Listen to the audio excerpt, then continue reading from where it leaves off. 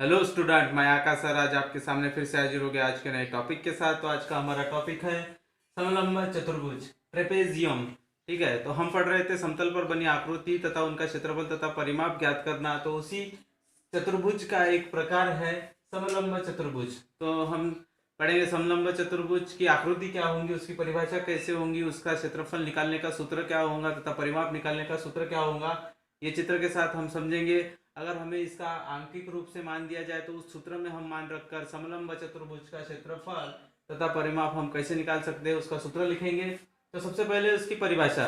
तो समलंब चतुर्भुज चार भुजाओं से घिरी ऐसी आकृति, चार तो भुजा रहेंगी उसमें, पर ऐसी आकृति जिसमें चारों भुजाओं में से दो असमान समानांतर भुजाएं होती है, ऐसी आकृति को समलंब चतुर्भुज कहते हैं। तो दो असमान समानांतर भुजाएं क्या होंगी, मैं चित्र के द्वारा आपको समझाऊंगा। सबसे पहले हम इसका परिभाषा लिखेंगे। तो चार भुजाओं चार भुजाओं से घिरी चार भुजाओं से घिरी ऐसी आकृति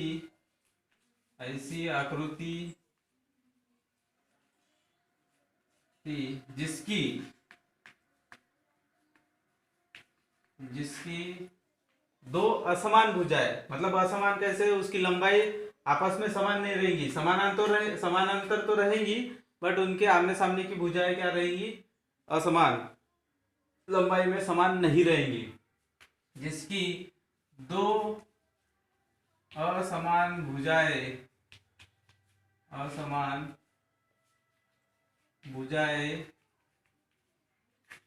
समानांतर हो समानांतर मतलब एक दूसरे के समान अंतर पर, एक दूसरे के समान दूरी लंबाई पर रहेगी, वो समानांतर या पैरेलल कहलाएंगी।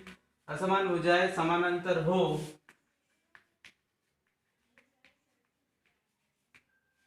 ऐसी आकृति समलंब चतुर्भुज कहलाती है।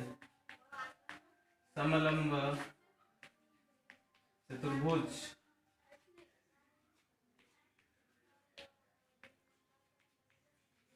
कहलाती है समलंब चतुर्भुज कहलाती है।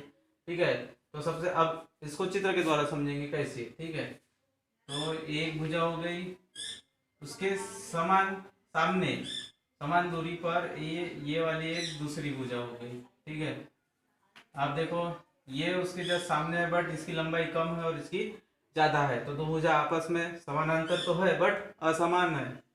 फिर ये एक भुजा हो गई, है ना, ये इसके सामने की ये भुजा, तो ये देखो ये ज्यादा लंबाई में है, ये छोटी है और ये बड़ी है, तो ये भी एक क्या हो गई, असमान हो गई, और दो समानांतर है। तो यहाँ पे हम इस भुजा को हम मान लेंगे, इसकी लंबाई को हम ए मानेंगे और इसकी बी मानेंगे, और इसको यहाँ से यहाँ तक इसकी ये ऊंचाई मान लेंगे। ठीक है, समलंब चतुर्भुज की ऊंचाई भी है, उसकी लंबाई भी है, दोनों भुजाओं की, है ना। अब माना समलंब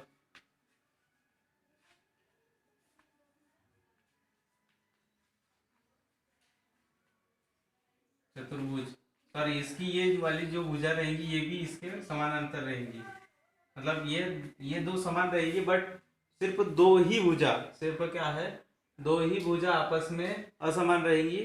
ठीक है, तो वैसा जो चतुर्भुज रहेगा वो समलंब चतुर्भुज कहलाएगा। ठीक है, ये और ये समान रहेंगी, सिर्फ इस चारों भुजाओं में से सिर्फ दो भुजाएं असमान होंगी और आपस में समानांतर होंगी। ठीक है, भुज की एक भुजा ए तथा दूसरी भुजा बी है तथा ऊंचाई h है, तब तब हम क्या है, इसका क्षेत्रफल कैसे निकालेंगे। ठीक है,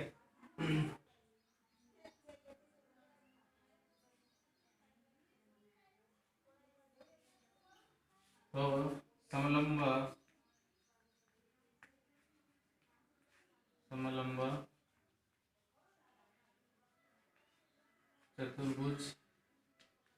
क्षेत्रफल ये रहेगा आपस में जो भी समानांतर भुजा है, समानांतर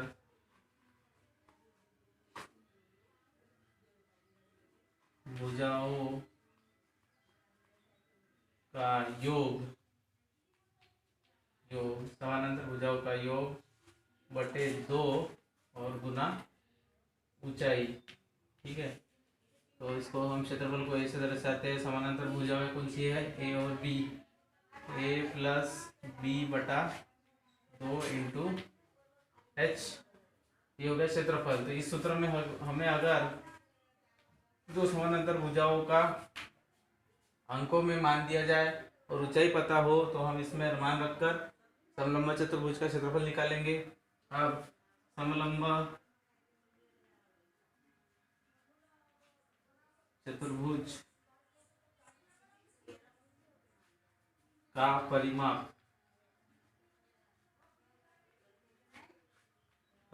u बराबर चारों भुजाओं का योग, ये चारों भुजाओं का योग कर देंगे तो परिमाप निकल जाएगा। चारों भुजाओं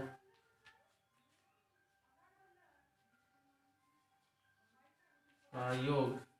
ठीक है,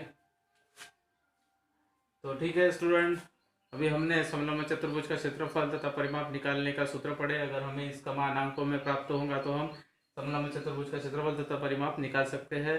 मिलेंगे अगले टॉपिक में, अगले वीडियो में, तब तक के लिए थैंक यू।